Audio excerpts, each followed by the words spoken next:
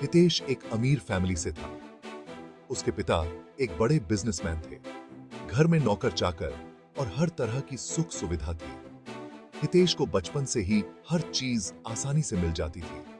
पैसे की कोई कमी नहीं थी, इसलिए हितेश को कभी किसी चीज की कमी महसूस नहीं हुई। उसके पास महंगे कपड़े, गाड़ियां और हर वो चीज थी जो वो चाहता था। धीरे धीरे हितेश को अपने पैसे पर घमंड होने लगा।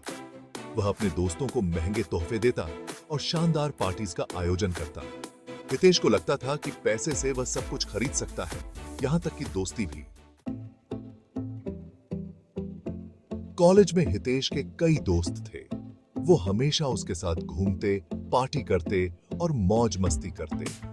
हितेश अपने दोस्तों पर खूब पैसे खर्च करता। उसे लगता था कि उसके दोस्त उससे सच्ची दोस्ती करते हैं, लेकिन हकीकत में उसके दोस्त सिर्फ उसके पैसों से मतलब रखते थे। कोई भी हितेश का सच्चा दोस्त नहीं था। सब उसके पैसे और ऐशो आराम के लिए उसके साथ रहते थे।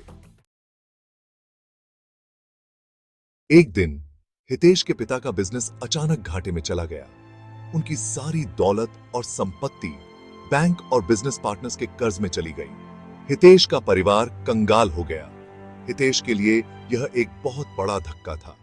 उसके पास न तो पैसे थे और न ही कोई मदद करने वाला। जो दोस्त कभी उसके साथ पार्टी किया करते थे, अब उससे दूर भागते थे।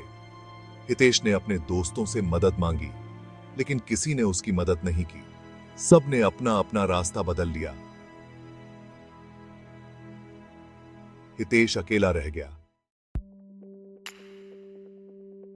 हितेश को समझ नहीं आ रहा था कि वह क्या करे। उसके पास न तो पैसे थे और न ही दोस्त। जिंदगी में पहली बार उसे एहसास हुआ कि पैसा ही सब कुछ नहीं होता। उसे अपने बुरे व्यवहार का पछतावा होने लगा।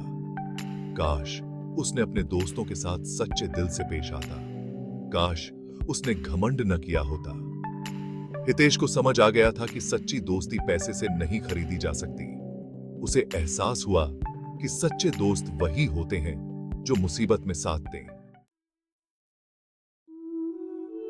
यह कहानी हमें सिखाती है कि पैसा ही सब कुछ नहीं होता।